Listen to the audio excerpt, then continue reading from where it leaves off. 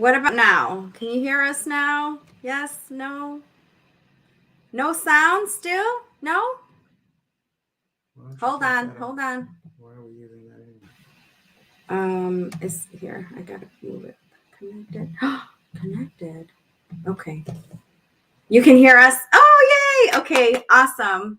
I had the mute on our microphone, so I apologize. Mm. Technical difficulty, but that time it was Mm. my fault. The first time it was her fault. What is she First talking time. about? The first time it was the same thing. Oh Um. my goodness. Okay, so I guess All let me right. run through what I said previously. Yes. Um, Blazing Soul podcast every Yes. Wednesday, bringing you current events, what's going on in the Black and Asian community. Hopefully, have a little fun and give flowers to those out there making a difference in our own backyards. Yes. I thought I was going over current events. I guess I was not. I had mentioned Ukraine and the possibility that we would be going to war, which is depressing to say the least. Also, we were diving into the officer that shot and killed the young man that was reaching for her taser and grabbed her gun instead and killed him. We had said that she's going to receive about 2 years in prison, which is a travesty in my thought process.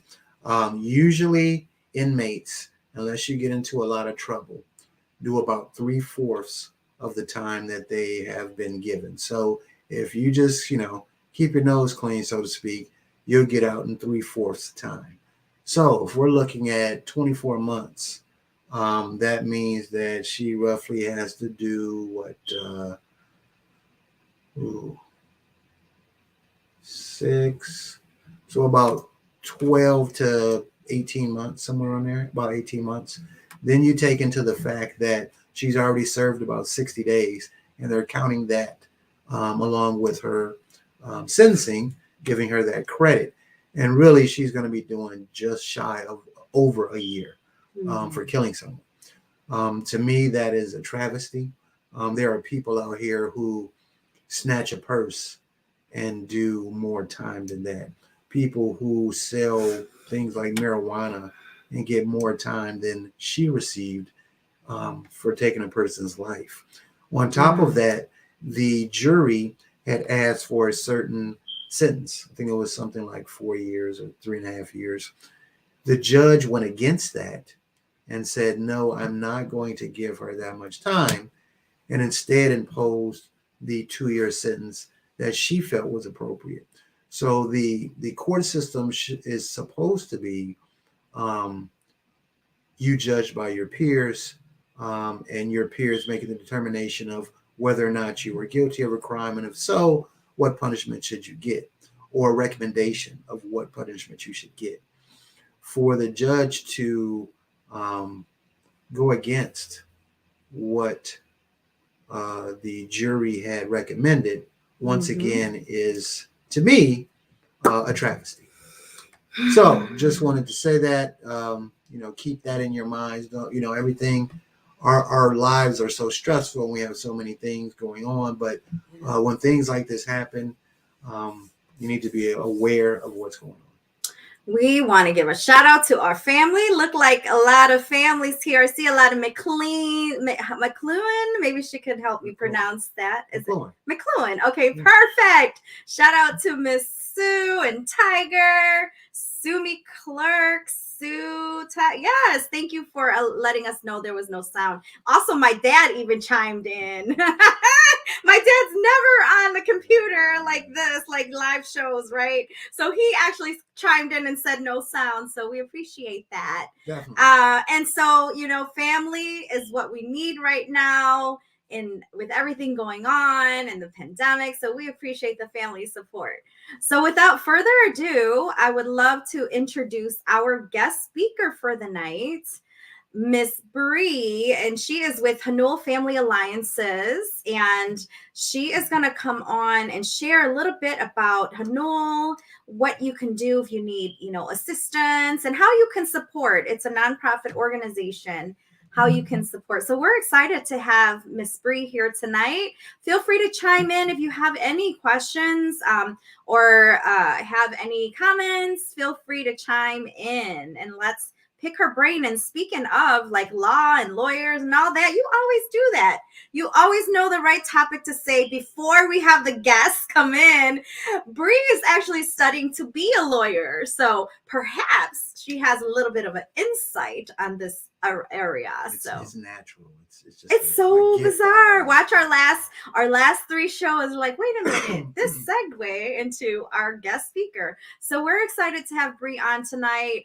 So chime in, share, make sure that you let your folks know, because we're going to have a very exciting topic, and this might be beneficial to someone, especially during this time where a lot of people are in need. And without further ado, Miss Bree, come on down. Hello. Thank you guys so much for having me. Oh, yes. Thank you for coming. It is our pleasure. So I'm just, I've been listening a little bit to kind of the hot topics, and I'm just really appreciative for you bringing up the whole Dante Wright shooting. And yeah, it's just really, I don't think it's gotten enough attention as of late. I think it was one of those things that was kind of flashed in the media, and then it just, people died down a little bit. But yeah, I actually grew up in that area. So in Minnesota. No way. It's like, I would say the demographics are about like a 65% Black and Asian there. Oh, wow, really? Really, it's really Hmong. Yeah, it's really like Hmong. Oh, wow. Do you know what? Wait. Let's see if he knows what Hmong is. Do you know what Hmong is? It's Asian. Where are they from? Good job. Mongolia. No! So Hmong people are from Laos. Well, why didn't you just say Laos? No, because they're not Lao. Because they're from like a different part of Laos, like a mountain, like a tribal, or like a tribe. Yeah, that's a better way. Tribe. They're like a tribal inside of Laos. Okay. But, me being inquisitive, I would say. Yeah. Do they reside in the country? They Laos? do, but they're not Laos. Okay, so they live in Laos. Yes. But they're not Laos. They don't have their like a separate country. They live in Laos, but they're not Laos. Identify differently. They identify as Hmong. Yeah. As Hmong, a community of tribal. Yeah. Yeah. So okay. yeah, but we all came from the same struggle, and so we all came around the same time when the whole area got all messed up. So what do you think of the situation, whole trial? You know, a lot of people said that the judge did not take the recommendation of the jury and made their own determination, because the fact of the matter was she didn't mean to do it. And you have to take that into account as far as punishment is concerned. What's your thought process in this situation? I mean, I read probably 5 or 6 times what the judge said, and I kind of was stunned, you know, and shouldn't be. Maybe I was just more saddened, but not as much surprised or something. But I felt like she was just kind of making excuses for the behavior, which is so internalized racism. And that's just something that people really need to come to a reckoning with themselves. And I don't think that most people are willing to do that. And, you know, it's like white women tears. So I think it was just a lot of sobbing and crying, and sort of the same thing with the Rittenhouse trial, which I know is a little bit closer to you all. Yes, Wisconsin. Yeah, Kenosha are right on the border. So right on the border. Yeah. So I just kind of was, you know, maybe not surprised, but I do think that there's something to be said about just even those dynamics too. And it was manslaughter charges, and I'm thinking, like, really? Right. Like, the whole job is to, like, a prosecutor is to, like, bring the highest charges possible. And I just, wow, okay. So we end up with 2 manslaughter charges, which is interesting. Right.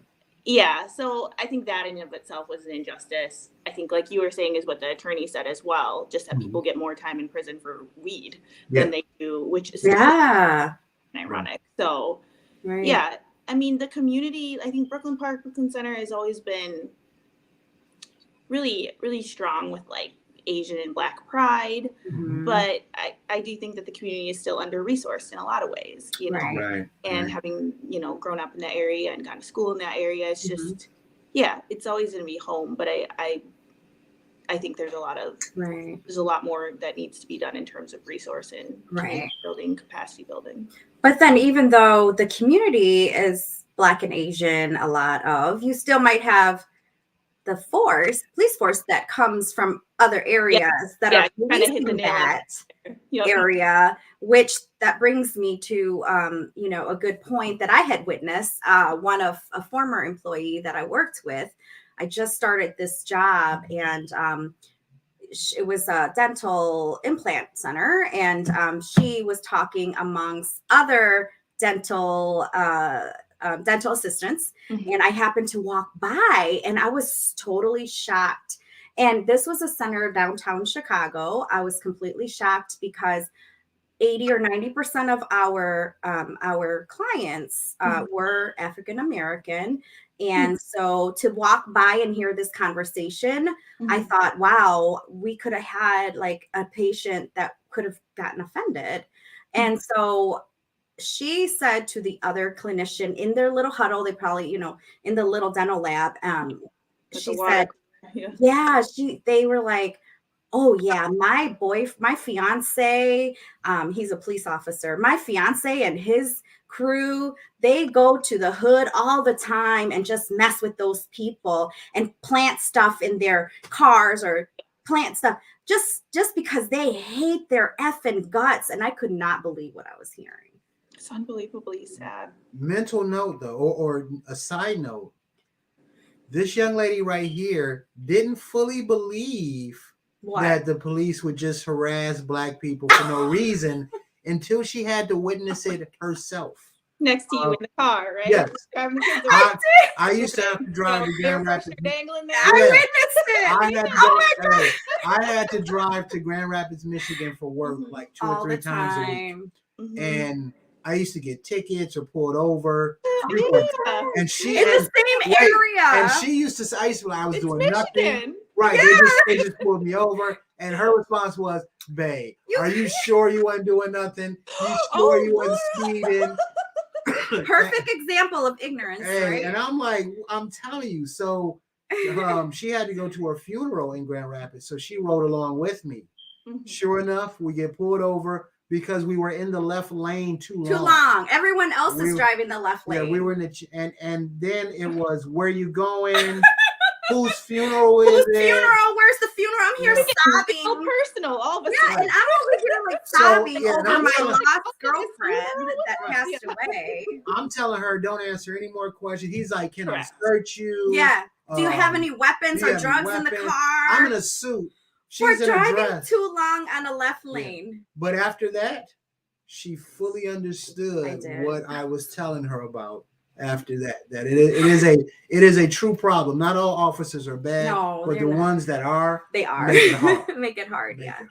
I think you know, I don't know if Laura told you, but my son is also Basian, and so it's all in the family. But I do think that there's another level of me getting enraged when, you know, it doesn't happen often, thank God, but if I get pulled over and I'm alone, and just the difference in how I'm treated, and it's just pretty, it just kind of enrages me to the point I just want to be like, you know, I'm on to you guys, like if baby's father was here right now, we'd be having a whole different situation. Seriously. It's so sad, you know, it really is, but you know, but we're here to talk about let's go into happier things. Let's go into happier things. Let's talk about you and first tell everybody about what Hanul Family Alliance is. Absolutely. Thank you so much for having me on. And just giving a big shout out to Hanul Family Alliance. We really appreciate it. So yeah, absolutely. Hanul Family Alliance actually started out in 1987. So it's going on about 35 years. Wow. Our big 35th year. We started out as the Korean American Senior Center in Albany Park, which, if people know Chicago, is way up on the north side, and it is home to about 40 different ethnicities now, but back in the 80s, it was a big hub for all the first generation Korean American immigrants who came over. So if you go up and down on Lawrence, you'll still see all the Korean businesses. It's old K-Town, Koreatown. So that's kind of what we had going on and what we were representing. So Hanul is a direct services organization. We started out catering to exclusively Korean American seniors. And in 2007, we just kind of realized, hey, we have to broaden our scope here. And there's tons of other multi-ethnic immigrant populations in this neighborhood, and we want to be true to our vision of serving all people and helping eradicate oppression for all people. So we have a vast array of services, including mental health, counseling, behavioral health, substance use disorder, counseling. We have certified addictions counselors and clinicians, behavioral clinicians on staff. We've got a pretty robust nutrition program that's very culturally responsive to the Korean American population, but again, is open to everybody. And then we also have a huge, which I know Laura knows a little bit about, home care program. So we do community-based care, and we now, as of January, when we launched in January, I believe, we have a private home care program as well. And that's just to kind of reflect just the upward mobility and the diversity within our own population too. So as Asian Americans, we are definitely not a monolith, and we want to make sure that we're really catering to all of our whole population throughout Chicagoland. Now, who would be the perfect client for you guys? I mean, what are the characteristics you're looking for of someone who would need your services? And is it free for all of the services, or? Yeah, like behavioral health and the mental health. Yep. Oh, okay. Everything is free, including what we do in immigration and legal. Those services are, I think because sometimes if you're, depending on your immigration status, and,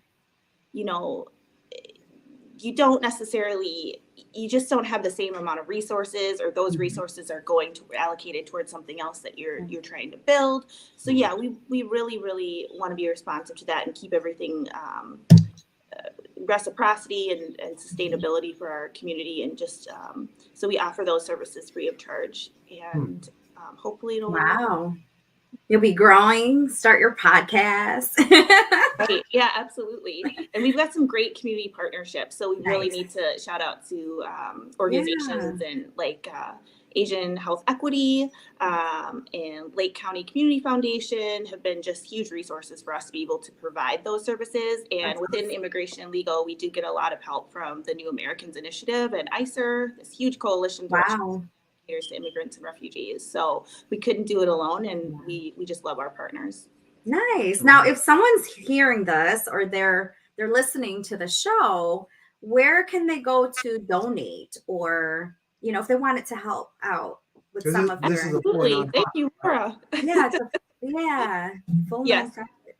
We're always looking for that support, whether it be volunteering, giving your time, or donations in kind. But yes, monetary support is just incredible. We do have some great donors. And if you'd like to become one, just please visit our website, which is www.hanulusa.org. So hanulusa.org. You can throw that in the chat. Yeah. Okay, awesome. So how did you get into this line of work? Were you just destined to be someone that gives as a nonprofit professional, or during your, journey into the legal field, this just is something that you thought would be a good step? What's your baseline story? Yeah, absolutely. I don't know, Laura, is there really a baseline story for this one?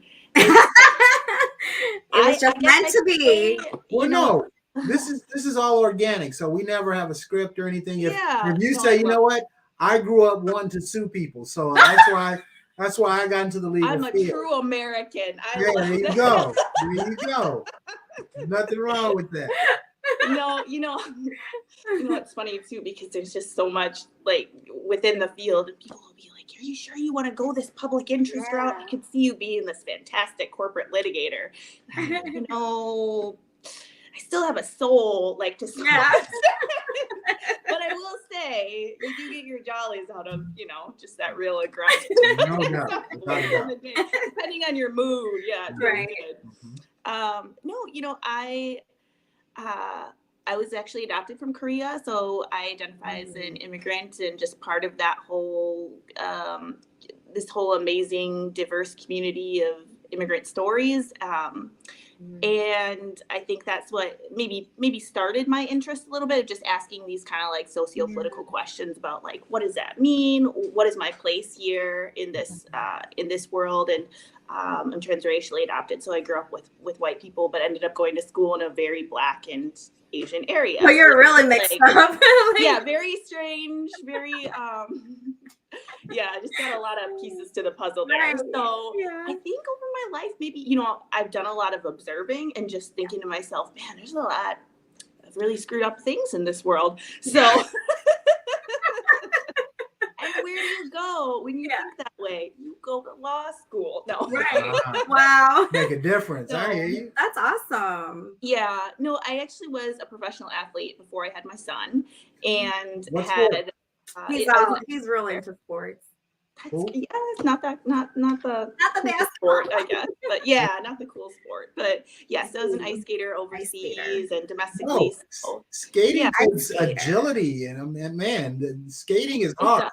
Yeah, it's definitely it was an experience. Yeah. And I can say honestly, I had these really interesting experiences on the professional side of the sport with race and culture and my identity. And I was the only principal soloist overseas when I skated over in Europe and the Caribbean who was a minority. And I had some very interesting experiences with that. So and I've definitely had those water cooler moments like you were explaining, Laura, where, you walk by. Yes.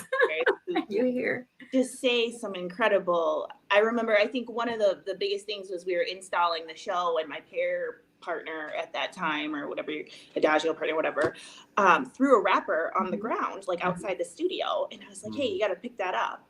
And we had, like room service and housekeepers and cleaners and stuff on the road. And he said, well, that's what they're here for. They were mostly Caribbean and Filipino. Wow. Wow. And I was just like, I've never felt so alone in like a room full of people, and just thinking to myself, like how small I was. And I do think being young, that just really impacted I don't want to say it impacted my ability to perform well or whatever, but I do think that made me think, some type of way, or feel some type of way, like, this is not the world that I really want to be a part of. And it's entertainment, whatever.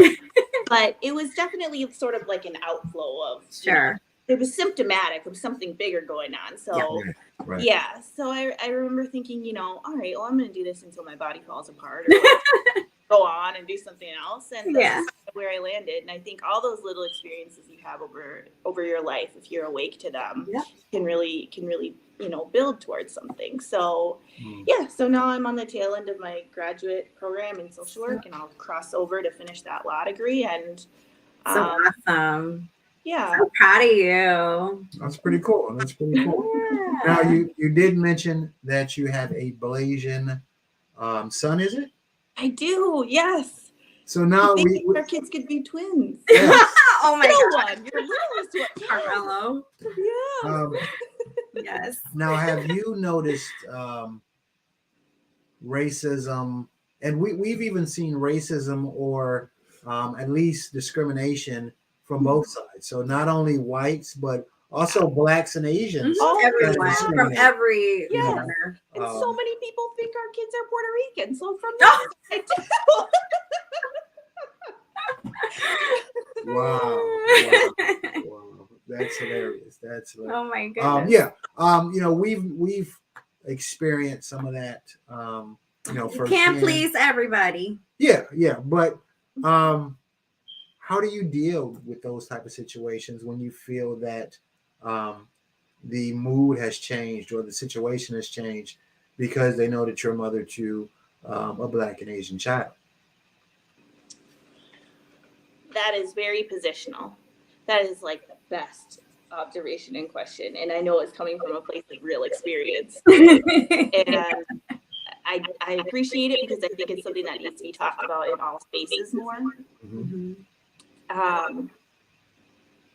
You know, sometimes I will call it out, but I want to be careful about who the audience is. Yes. Are they really going to be receptive to this? Am I just wasting my breath here? Right. You know, if it's some, you know, we've had this real experience. It was shortly after Trump was voted in, whatever. Mm-hmm. Is it some guy like rolling his window down? He's like cowardly driving away, yelling the N-word out to us. You know, is it like that where I'm like, I don't really need to. Right. Not really my thing, you know? So Right. Yeah. Right. And I'm like, it's a child, but Right. or is it something that's really in the family? Is it something that's really going to be like impacting the deeper level of relationships that we're able to have and like the healing that needs to be done? Right. So I do think for a lot of people who feel any kind of way, you know, and we get that within our own community as Asian Americans, and I know, Laura, you know that too. But I think there's something to be said. Like, I think our kids' presence like triggers that in people, and it's really odd. Either that, or it triggers a sense of like their own humanity, where they're thinking, "Oh my gosh, this is just a child, and I've thought this way for all these years, and I have to stop." Right. So I don't know. When it comes to the education system, though, I really just call that out because that's just so unacceptable. And, you know, you got to know the regulations and the laws, and then you just put this blazer on and go up there like, so just to clarify, everyone here is still a racist. Right. That's right. Okay. Like, not just my kid. All right. Cool. But like, I think, right. but you know, it really depends on the space, and sometimes it's kind of like you gotta wait for the right moment and then really drop the hammer. But I don't know. I think every parent has to make that decision for yourself. Yeah, and sometimes to deal with that kind of stuff, it's a little exhausting, right? It's it's very mentally draining. I had a situation last year, remember, with Carmelo. Yep. So you're a social worker, you know, in training, or you're almost done, which is awesome. But last year, I don't know if you know, like with Illinois law, if they're not 5 yet, they cannot attend kindergarten, right? However, if their birthday was before October 15th, they can attend kindergarten with an assessment through a social worker of the school. And so I had signed Carmelo up to talk to a social worker for the school. Now, mind you, I'm part of it's District 300, and I'm part of their diversity committee. So I know too much already about the community, which they did not know this. I already know how, you know, non-diverse the committee is. I mean, the community is. And so I get there, I handed my son to the social worker. Since COVID, I had to stay outside. I filled out the form outside, and she said, "Come meet me back here in 30 minutes. I said, "Okay, great." So I filled out the form, and I kind of paused because some of the questions was very, you know, concerning. And then also when I got to the race, like, what does his race have to do with him being admitted to early kindergarten or not? But so I hesitated. Do I mark it? Do I not? I went ahead and marked it, Black and Asian, you know? So I'm like, okay. And then there were questions, like stupid questions. Who lives in the house? And does he know what the title page of the book is? And stuff like that, right? So it's like he doesn't, but if I tell him this is the title page, he can comprehend and he'll remember it. And next time I ask him, what is this? He'll say it's the title page. So 30 minutes later, I went to the door and got my son. The social worker, she was like, he was awesome. He answered every single question on the list, you know, because I asked her, I said, you know, how did he do? And she's like, he answered every single question. He did everything I asked him to do. I said, oh, great. Yay. We're high-fiving. And I'm like, yay, we'll see you in kindergarten next year, you know. And then she's like, oh, no. She said, no, it's not up to me. It's up to the principal and the board. It has to go through the board. She just did the assessment process. She did that, but that's what determines if they start, though, is the assessment. So then she's like, it should be fine, but it's not up to me to approve it. So June 3rd, the principal's going to go before the court. You should be getting a call from her and, after that decision. So I waited June 3rd and hear anything. A week, 2 weeks went by. I finally got a letter. Bree, I was so heartbroken or disappointed.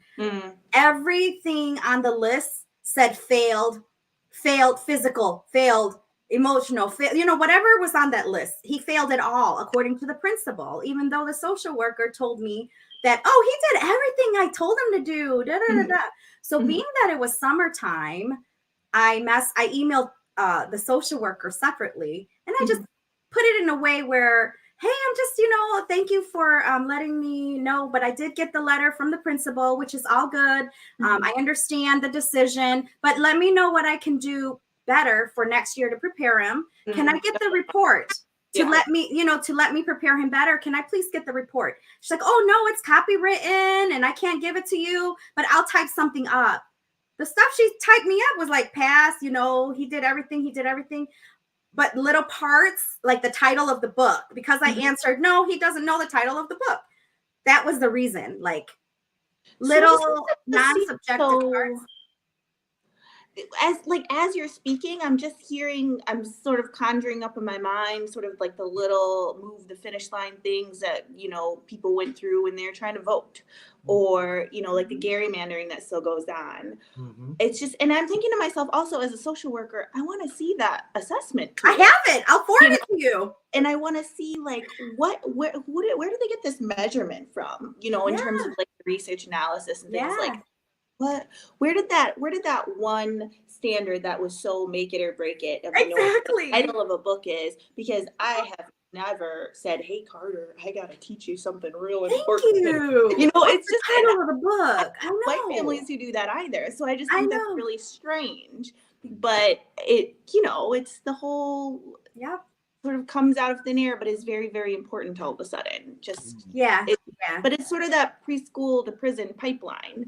It's really, they start him on that track so young. Yeah. But it's so great that he has these parents right here who are like, hey, excuse me, I don't want to be rude, but that's and it's one of those things where I questioned it. And I went to my director of diversity and let him know too. And he was like, oh, I'm going to handle that. I'm going to talk to whoever. And so, but then the thing is, I didn't want to deal with it. It was just too emotionally draining. They called me, but I didn't even call them back. I'm like, you know what? You're just going to bring up a bunch of excuses. And it's so and I could see if the principal wrote like, failed, but it was all failed. So I don't know, but anyways, it is what it is. We just push on, which on the good side, he has another year to, grow to be smarter. It's all gonna be what it's gonna be, but at the same time, everything you said is very valid, and it's just like we were talking about earlier, it's very symptomatic of the problems and just like the brokenness that is our system and an education system, judicial system, criminal justice. I mean, you name it, that's what it is. Yes. And I also think it was people have been emboldened since Trump was president. Oh, 100%. Yes. Before, when it was, talked about in their bedroom, now they're willing to say it wherever, whenever. Because they believe that because of our president or our former president, that's the norm, that you can speak like that. And I think that's kind of a part of it as well, is that he emboldened them to kind of speak their truth. Absolutely. It's been really, really interesting working in immigration and legal at Hanul post-Trump, or sort of as that transition was happening. Right. Asian hate. It was to stop Asian hate. Yeah. Right. And so now we have this crime victim assistance and survivor assistance. Wow. The Lake County State's attorney, which is they're great over there, and really, really want to understand the nuances of what our population goes through, especially as older adult Asian American women or as Asian American women, and just the risk that whole administration just amplified for us, I think is really important. So Hanul has been very instrumental, very involved, working with CanWin and Hana, who are great community-based organizations as well, catering to the Asian American populations. But I mean, really, it's been like a marked difference, and just like a deep sadness and a little bit of shock, I think. And, you know, within our Asian American communities, I think, especially maybe with our older adult women, saving face is a big thing. You don't really talk about that a lot, but they're behind closed doors in a safe environment. There are very deep emotional conversations about like the levels of safety we feel and how that systemic racism has just been, like you said, Marcella, just totally emboldened by it. And I think people have sort of doubled down on it since he lost the election. And I know even with stuff like DACA and the DACA ruling and just trying so hard with the border and everything like that, it's just been a really, you know, and not even being a licensed attorney yet, it's still been a very gratifying experience to be able to work in this field with our population and with immigrants and refugees, and just coming in and basically just, I mean, that's the work we need to be doing right now. You know, because there's so much that was just really, but Trump has really screwed it up for a lot of people. So specifically, Bree, what exactly do you do to support the clients that come to Hanul? Absolutely. In immigration and legal, we're able to do case management and direct application assistance with the N400s and N600s and immigrant petitions. So we are accredited through the BIA and the DOJ, which is awesome. We have been for about 10 years now. So it just allows our accredited representatives to practice law and you know, immigration law is a little bit different than other areas of law because we're administrative. So we're never going to like necessarily go to trial, but we're going to go and we're going to do a lot of appeals. We're going to waiver, and we can really advocate for the clients and sort of zealously advocate on their behalf in that way. And they're never going to find like it's not like the typical, like, you know, on TV, like innocent, guilty. They're going to find something, or they're going to like, you know, they're going to summons, or, you know, there's going to be like an appeal process, So so it's, you know, I think the more I get into this field, the more I realize, oh man, this system is trying to make it as difficult as possible for people who should really be able to become Americans. And I think that's sort of what I like about it too, is it's just always swimming upstream and just turning around and being like, haha, we did it anyway. We won. That's so awesome. That is amazing. So now, can someone from any other state utilize the service since it's more of an admin side, or do they have to live in Illinois? So that's an awesome question, and that's something that I don't know if a lot of people are aware of. But say, for example, if you have been told by the BIA that you need to appear for like inadmissibility or deportation stuff, whatever, and you live in Indiana, you're going to appear in Chicago. So really, so that is kind of a different thing. And so it's really, like you said, it's just, you know, Hanul is a great with the outreach and just being able to just give that education to people. Like, look, like, you gotta show up here or something's gonna happen. So something might happen either way. So so depending on, it depends. It, you know, but you know, and those resources are available publicly, but I think that there's lots of things when it comes to being, you know, from an immigrant population, right? Like there's things like language, and there's things like tech literacy, and there's all sorts of things going on with accessibility to resources and education. So so Hanul is really, really instrumental in providing those education and resources.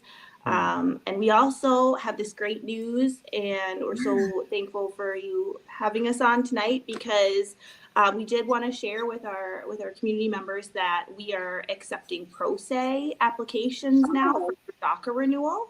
So before, it's like you had to kind of go through a certain channel, but we have scholarships for the application renewals, and we are accepting pro se applications now. So if you are a self petitioner and you have renewal, and you want that, I believe it's like $450 fee Wow.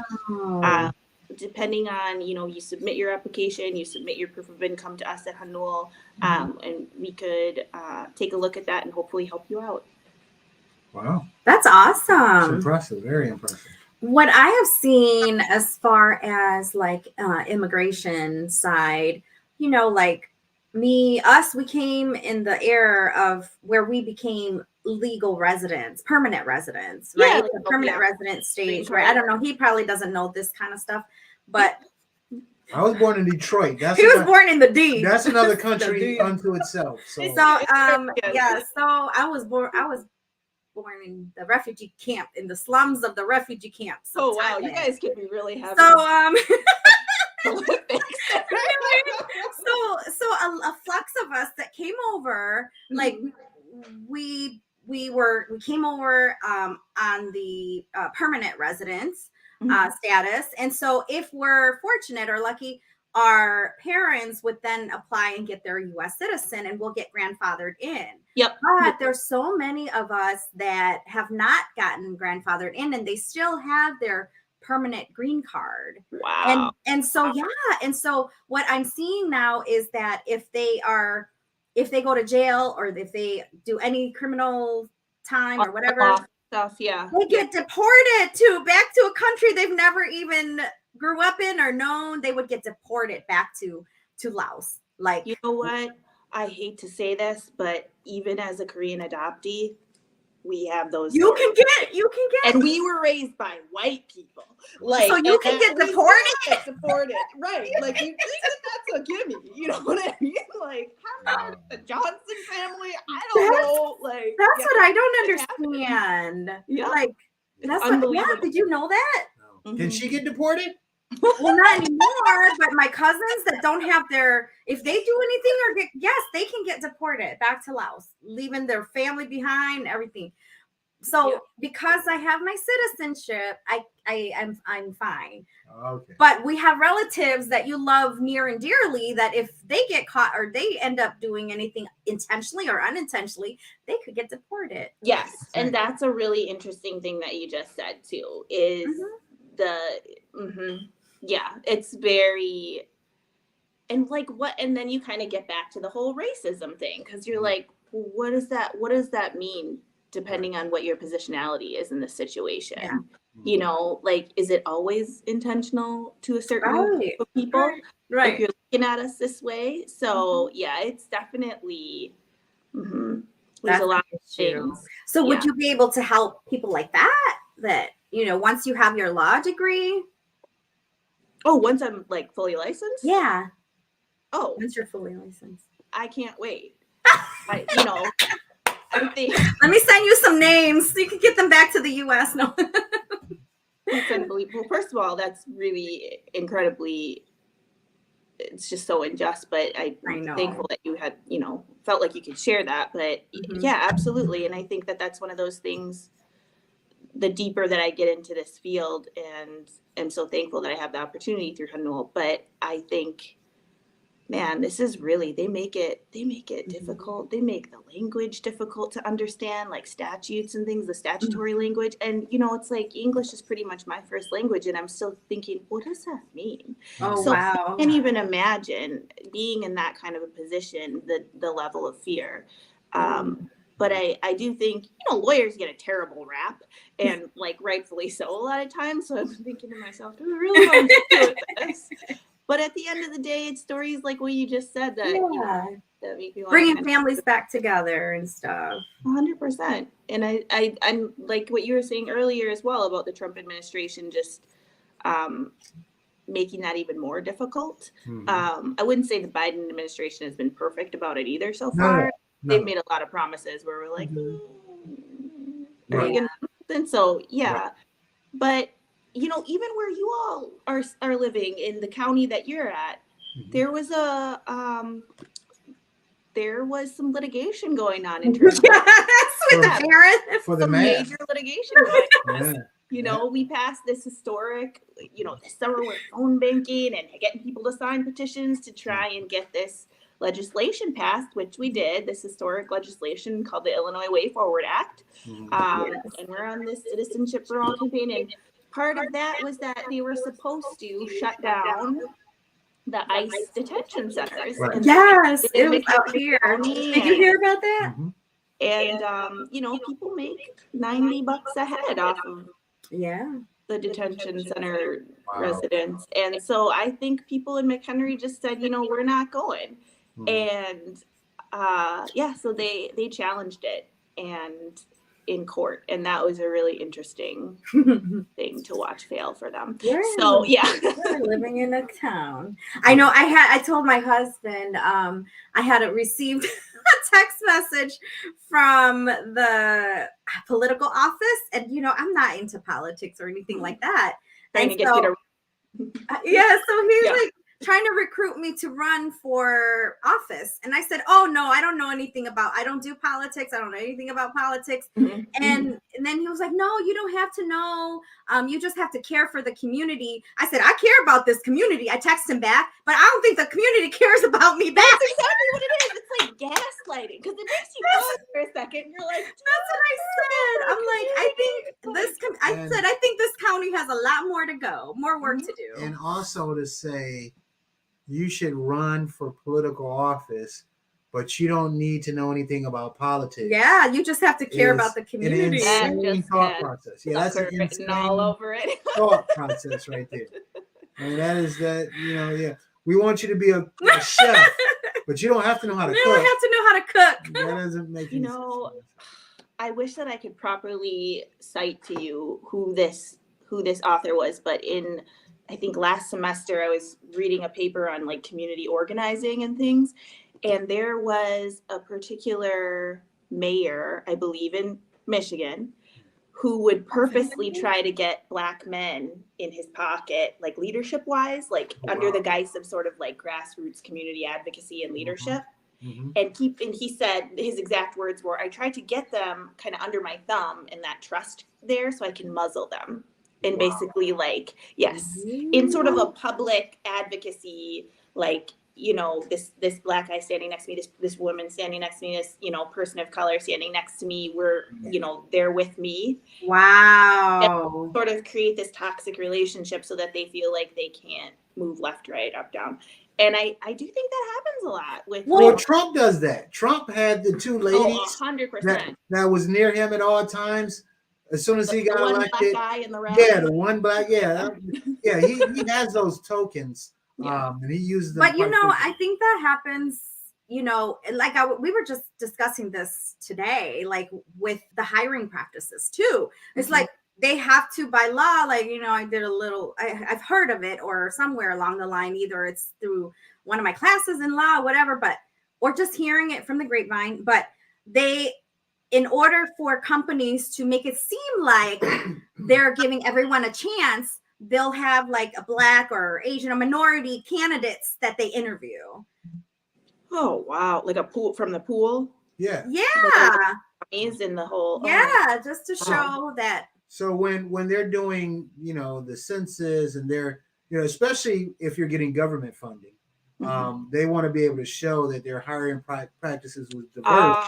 Yes, that they're diverse that, in their practice. They're not just picking out. Our final four, one was Asian and one was Black, and then the other two were white, to kind of get that perception. But that's funny because in the NFL, there's a coach that's suing the NFL right now because he was supposed to interview to be a head coach.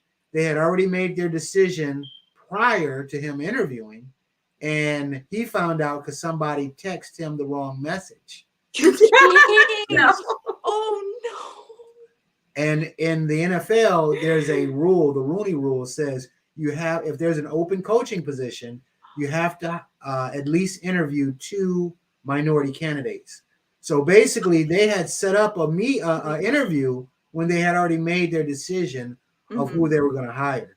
And he contacted somebody who knew the team and said, hey, I think I have a really good chance of getting this job. Yeah. And then the coach texted back, oh, no, you got it. I already know you got the job. Yep. And then he texted me back and said, oh, man, my fault. I texted the wrong person. Brian. My bad. I text the wrong person, man. They're gonna go with this other guy. He had the interview 2 days later, and they did hire the other guy. So he's suing the NFL. Absolutely, good for him. Yeah.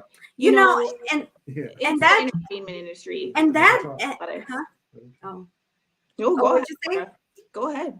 Oh no, I was just saying, like, it happens more often than we know. And it's one thing when it happens and you don't get caught like that, or you don't have like an inside person to tell you. I had no idea that that's how that came out, though. Yes. With the, oh my gosh, my mind is just kind of being blown right now. Yes. Well, it's almost as bad as last year when I got hired to do a contract work for this organization. Mhm. Twice I was hired verbally, did the background check, everything.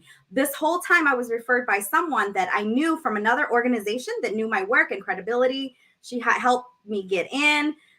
They had my travel date and everything, my start date to fly.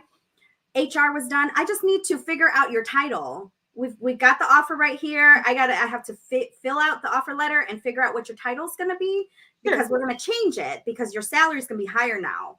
So then finally, Odd. Finally they saw me. Finally they're like, okay, we want you to meet one person. And it was like then they're like, okay, we're going to call you. I thought they were going to call me, right? But I'm waiting for my phone. And she called me. She's like, you're supposed to log on the Zoom. Mhm. I said, oh, okay. So I logged on the Zoom, and it was actually a video chat. They made me click video. I couldn't click just audio. They want to see my face. Oh, Yes. Yeah, it was no other option. I had to show my face the whole entire 30 minutes. The CFO was on there along with the VP who hired me. The CFO the whole time was like this. that's so You know? egregious and like humiliating. Next thing you More know, for them because Yeah. it's so racist. and then I didn't hear back like I was supposed to. I found out from inside they went with someone else after they hired me. And seeing my this other face. person, a white person, just Yeah. out of a curiosity. Less experience. Mhm. So anyways, I don't want to Yes. dwell on that Let's get- because it brought me to better places. Everything happens for a reason. So I don't dwell on that. That's their loss, We have a little bit of time left. Give us a 60-second pitch of why they should utilize the Hanul Family Alliance services. We've just got That's deep awesome. roots in the community. And I have to say, big hats off to our leadership. And Irene is our executive director, and she's just kind of this quintessential model of like servant leadership. And Definitely. the organization has this long, history of just tightly knit roots in the community, and not just the Korean American, but being committed to serving people. And I hope that stays that way and continues to grow for a long time. And like I said, just great community partnerships as well. And I think a heart to serve and a heart to really understand what's going on and what's going on in people's lives and how things that are going on, in our world are impacting that, and vice versa. So yes, we're always here with open arms, and please come and see us. Especially when it comes to legal stuff, we can't guarantee, but we will do our very best and due diligence to try and to work with everybody and make those connections as needed and referrals. April 27th, we're going to be having crime victim assistance, community outreach and education at Lake County's office. So Nice. our flagship office is obviously in Albany Park in Old Koreatown in Chicago, but we've got 2 satellite offices, one in Lake County and so Buffalo Grove. Okay. And we're going to be having, in partnership with CanWin, which is a domestic violence Korean American association in Chicago, and Hana Center, which does a lot of direct services and advocacy for Korean and Latinx communities, and very instrumental in the Black community as well. So we're going to be doing that event April 27th at the Lake County office. And we're getting a lot of good help and resources as well from the Lake County State's Attorney. So please do join us for that event. If you know people who need resources, if you know people who just need assistance or support, come to that event. So that's awesome. And they can find all of that information on that hanulusa.org. The Yes. event, everything's going to be on there. Yep. And also you have a Facebook page as well. We do have a right? Facebook. We're on Instagram. Okay. We're on all the things. Nice. Twitter. So yes. Awesome. Well, I enjoyed your conversation with us. Thank you so much for coming, and thank you for everything that you are doing for the Asian community and helping through Hanul Family Alliance. Any last words that you want to? Thank you guys so much. So we're really, really grateful for you having us on tonight. We just love the work that you're doing and just for creating this space for our communities. I think is awesome. So thank you so much. Definitely. Thank you very much thank for you coming so on, much. without a doubt. Awesome. We'll see you later. Bye, Bree. That was awesome. Pretty cool. Yes. We always like to highlight people who are doing things like nonprofit and trying to help out communities, whether it's minority or low income, to help the lesser man kind of build himself up is a very worthwhile endeavor. So we truly appreciate it. If you can donate to the organization, please do. If you know someone who needs their services, please contact them as well. Anything else, young lady? No, I think that's it. We covered a lot tonight. So hope you guys enjoyed yourselves and be safe out there. Without a doubt. It's take care, self-care. Help who you can. Yes. We're all out here kind of struggling. So, lift your fellow man up. But more than anything, watch your six because it's dangerous. You have to explain to the audience what they may not know. Everybody knows what that is. But we have Black and Asian audience too that may not understand that. In the military, they go by the clock when they're giving instruction, directions, what have you. So watch your six, considering the six is behind you, is watch your back. And that's just what they say. As opposed to watch your back. So like my dad that's watching this, he may not know. He's going to be like, watch six what? No, he knows. He does not know what watch your six Your father means. was in the military for a long time. But he still works with the U.S. He doesn't military. know what it means in English. Like watch your six. He's going to look for a six. I am willing to bet that your father knows. Call him afterwards. Say, Dad, do you know what watch your six means? Your six is. Okay. Anyways, we love you. Thank you for your continued support. Share, and we'll be having this updated on all the podcast mediums, Spotify, iHeartRadio, Pandora, Google, you name it. Just you can also find it on our website on BlasianSoulPodcast.com. All right, have a good one, everyone. Black History Month is every month. Peace out.